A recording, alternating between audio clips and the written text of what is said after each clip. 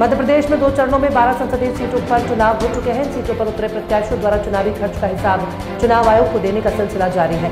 हालांकि छिंदवाड़ा संसदीय सीट से उतरे बीजेपी कांग्रेस प्रत्याशी द्वारा सौंपी गई रिपोर्ट से चुनाव आयोग संतुष्ट नहीं है। दूसरे चरण के चुनाव में कम मतदान ने बीजेपी और कांग्रेस की टेंशन बढ़ा दी है। प्रदेश की 6 संसदीय सीटों पर शुक्रवार 26 अप्रैल को तकरीबन 59% मतदान हुआ, जो साल 2019 के लोकसभा चुनाव के मुकाबले 8% कम है।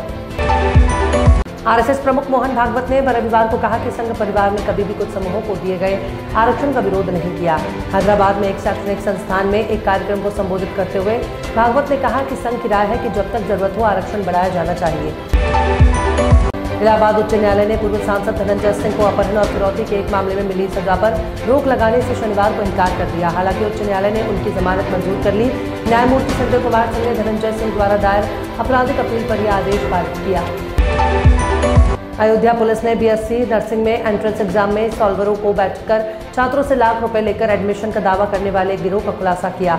इस पूरे गोरख धंधे के तार लखनऊ से लेकर अयोध्या तक जुड़े हुए हैं। यूपी में चर्चित पेपर लीक मामले के बाद इस गोरख धंधे को जानने और समझने के बाद आप भी दांतों तले उंगली दबा लेंगे।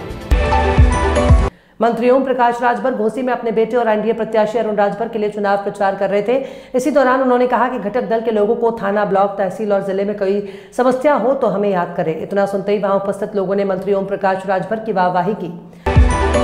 लोकसभा चुनाव पर आम आदमी पार्टी के थीम सॉन्ग पर चुनाव आयोग ने आपत्ति दर्ज की है। इस पर आप नेता आतिशी ने कहा कि जब बीजेपी ईडी सीबीआई का इस्तेमाल कर विपक्ष के नेताओं को जेल में डालते हैं तो उससे चुनाव आयोग को आपत्ति नहीं होती, लेकिन अगर हम इसे अपने गाने में लिख दें तो चुनाव आयोग को आपत्ति होती है।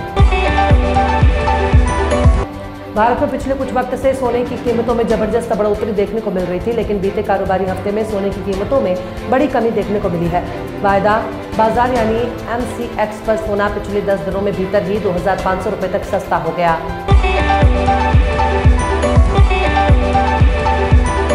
एक्ट्रेस परिणीति चोपड़ा इन दिनों फिल्म चमकीला को लेकर चर्चा में है। इस फिल्म में दिलजीत दोसांझ में लीड रोल में थे। फिल्म OTT प्लेटफॉर्म नेटफ्लिक्स पर रिलीज हुई थी। परिणीति फिल्म की सक्सेस एंजॉय कर रही हैं।